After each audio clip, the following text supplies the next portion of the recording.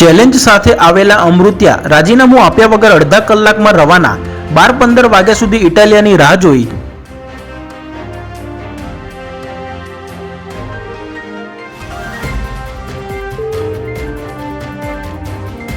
મોરબી અને વિસાવદરના ધારાસભ્યો વચ્ચે છેલ્લા કેટલાક સમયથી ચાલી રહેલ ચેલેન્જ રાજનીતિ હવે ચરમસીમાએ પહોંચી છે।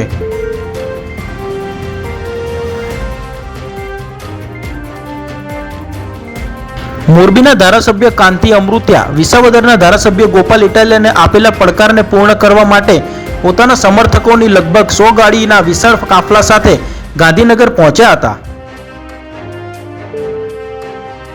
ગોપાલ ઇટાલિયાને મોરબીમાંથી ચૂંટણી લડવા આવવા અને પોતે પણ રાજીનામું મૂકી દેવાનો પડકાર આપ્યો હતો।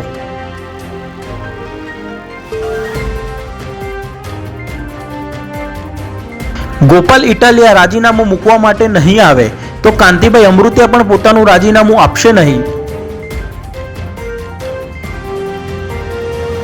ઉલ્લેખનીય છે કે મોરબીમાં છેલ્લા કેટલાક દિવસોથી સ્થાનિક મુદ્દાઓને લઈને ચાલી રહેલા જન આંદોલનો વચ્ચે રાજકીય વાતાવરણ ગરમાયું।